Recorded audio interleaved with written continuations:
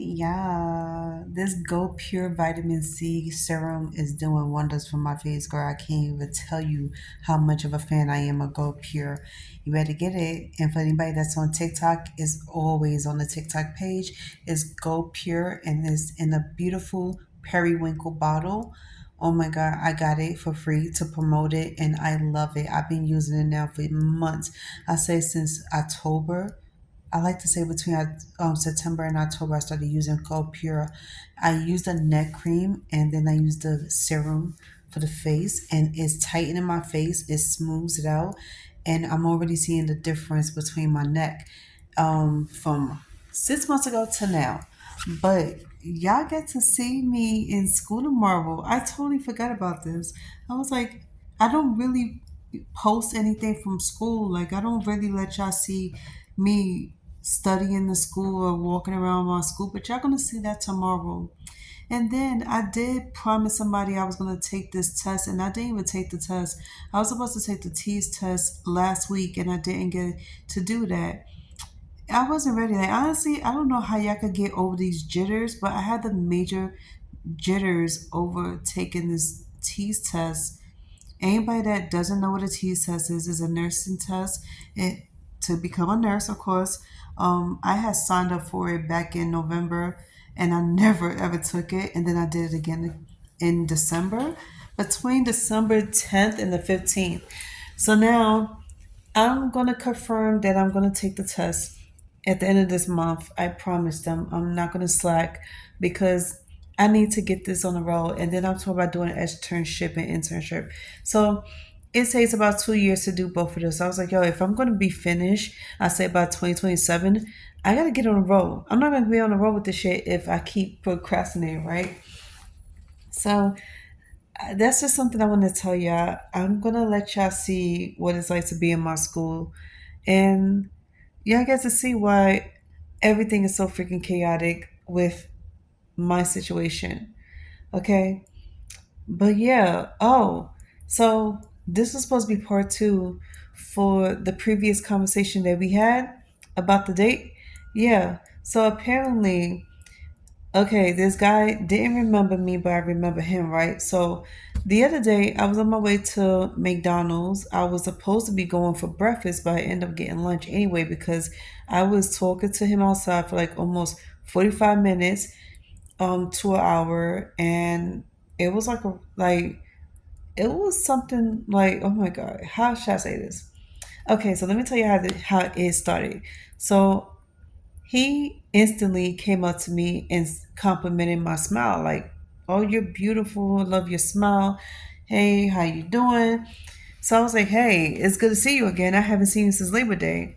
He was like, "Oh, you remember me?" I was like, "Yeah." And he started laughing. So he's like, "How you remember me?" I was like, "Because you was at the cookout, right?" So I was like, "My friend threw a cookout for Labor Day, as she always does, and it always turned out amazing." And he came up. He was working at the Parks Department. He still works for the Parks Department. I don't know why I'm speaking like speaking of the past, like in past tense, but he works for the Parks Department, and he's basically like, okay, he's in charge, so he got people working under him. So he was working in the park that day. We had the cookout, so he came up to the grill and he was asking, can he get a plate of food? So we thought he was playing around, but we never say no to giving out food, right? So my friend was like, "Yeah, come back when you finish working, you get your plate of food." But he never came back, and then it started raining, of course, so it ruined it. But at the end of the day, we still stayed there. So when I refreshed his memory about it, he was like, "Oh, okay." He was like, "Yeah, I remember that now." And he was like, "Did I ever got that food?" I'm like, "Yeah, whatever." So long story short, that day we had a great conversation. We find out we had some things in common, so we was like, yo, let's become friends, right? I was willing to become friends because he looked like he could be the friend type, like he could be the best homeboy that you can ever have. And then his personality was like on 10. He was sweet.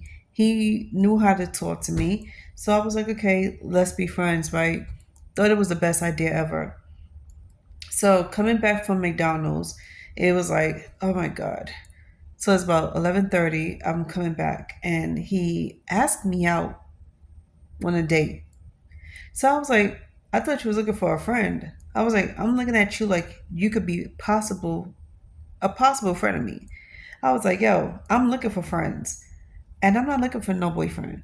So I didn't know if he really understood that. But long story short, we exchanged numbers. I texted him, told him to text me back after work so we could hang out. We end up hanging out. We had this whole conversation about, you know, what it's like to date out here. And when I said that the conversation went from good to bad all within the hour, mind you, this conversation went on for like 2.5 hours. Yeah, we was like talking to 9 o'clock at night, close to 9 o'clock, and we had this conversation about life, about marriage, sex, girls out here, and how they was being mean to him. And he could not stress this enough about how women was being mean. Then he asked me if he hopes I am not mean. So he asked me if I'm aggressive, mean, and all this shit. Trying to say if I'm a typical black woman, right? I thought it was kind of crazy. Now, normally I would laugh about this shit because I don't take stuff like this heavy.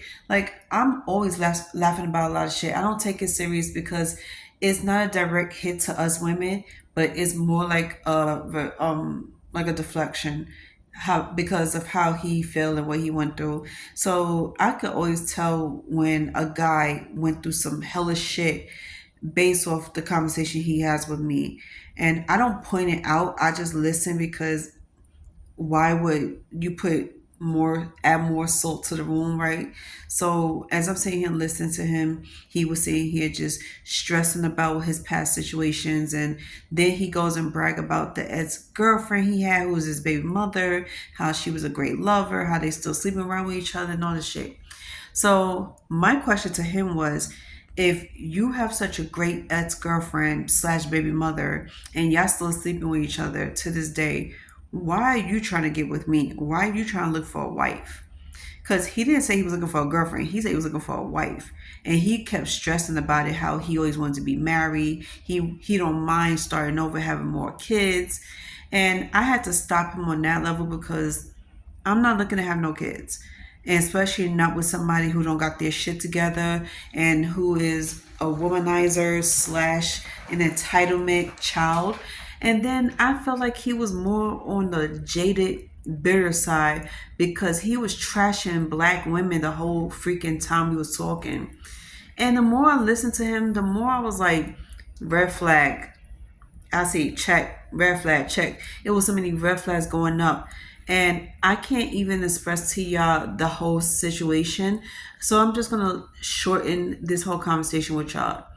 Bottom line, after he spent his 2 hours trashing black women, even though he's black, and he's talking about how angry, aggressive black women are, and that it was scary for him to date them, he had the nerve to try to ask me out and ask me to be his woman. Then he was talking about the marriage situation. Then he talked about, oh, we're gonna lock it in.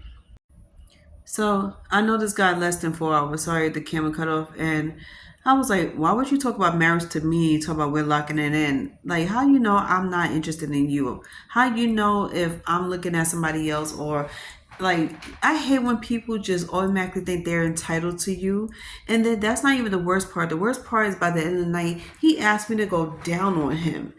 And I'm saying, like, that's the most disgusting shit I ever seen that a man could do to me. And what's worse is that I haven't dated a guy since 2017. And I have not been intimate with a guy in a long time, couple of years. So I was like, yo, all this time I'm sitting here thinking, like one thing, he's thinking a whole nother, and then you're aggressively trying to get me to go down on you. It was just kind of fucking crazy. So I'm like, am I tripping on this dude is fucking crazy and deranged? And then on top of that, he's very jaded. So I was like, you're not ready to date, let alone even give yourself to anybody because you're not over the past. And then you should have heard the wild shit he was saying out his mouth about how marriage is for white peoples, marriage is not for black peoples, and black peoples are doomed if they get married because it never ends well. And he based this on his family's history rather than speaking like facts that's in general. And I felt like he's just doing too much. So long story short, I had to block him immediately from calling me or anything like that because I don't want to deal with nobody like that. And then on top of that, I don't need nobody like that. I dodge a bullet because I'm not looking for nobody like that. And two, even if you was just looking for friendship, you won't be the perfect friend for me because for you to be having conversations like this and think it's normal, I'm not rocking with that. I can't do that. That and don't put your negative energy on me because I sat here and scrubbed my whole energy and spirit clean for the last 6 years. And I changed the way I thought about life and love and marriage. Why would I hang out with somebody like that that's constantly on the negative side and then you aggressively being very disrespectful to me and degrading? This like we're not doing that.